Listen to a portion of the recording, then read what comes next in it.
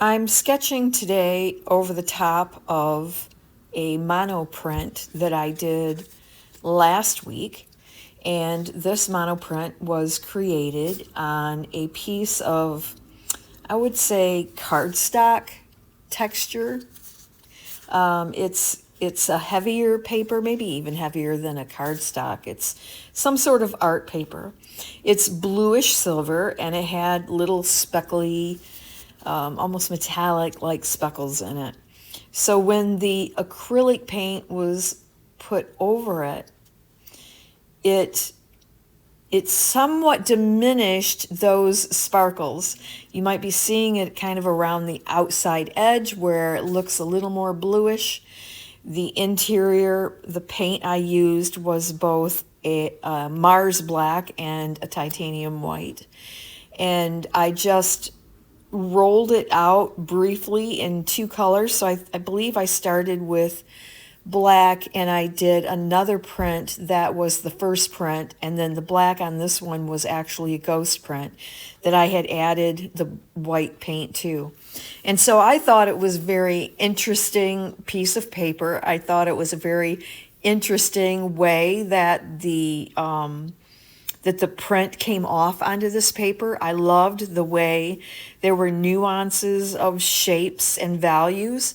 And what I've tried to do here is simply look at those shapes and values that were already on the paper and draw something that I was seeing in it. And I realize that not everyone can see things like this, but when I look at something, I can pull something out. And when I looked at this piece, I was seeing leaves and flowers, and I thought, should I paint these flowers as if they're in a vase?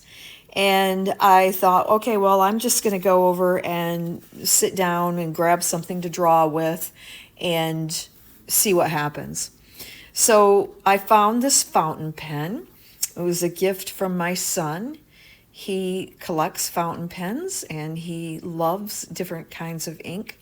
And so he filled this particular pen for me. I think it has like a deep burgundy or violet color in it.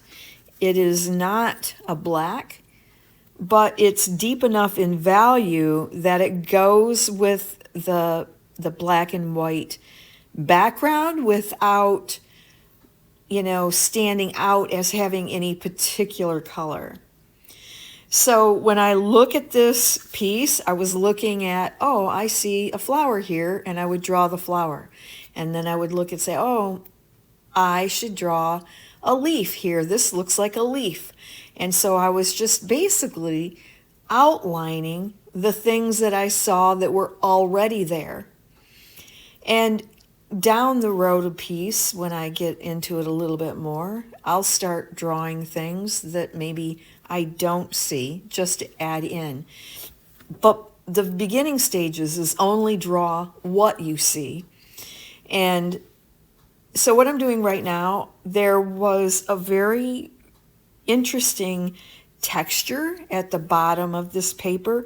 To me, it kind of resembled the look of ferns.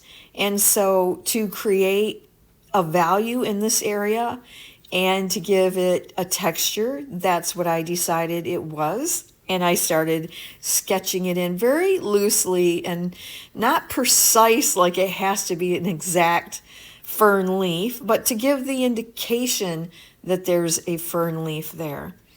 And I'm not filling it in. I'm not trying to define those shapes at all. I'm just letting them become texture in the bottom of this piece.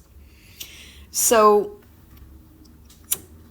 I'm going to continue just filling it in as I run out of I'm not seeing anything here. It does get tougher and tougher as you go through this process, but it's so much fun. It doesn't even matter. And it doesn't matter if it looks like it all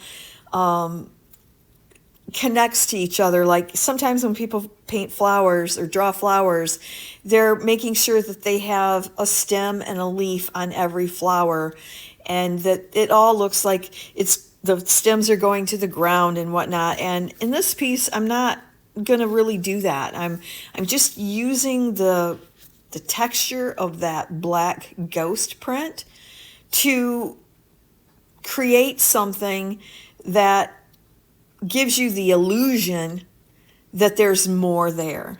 So remember that you don't always have to define every single bit of a plant. You can just give enough of an indication to show that there's something else there.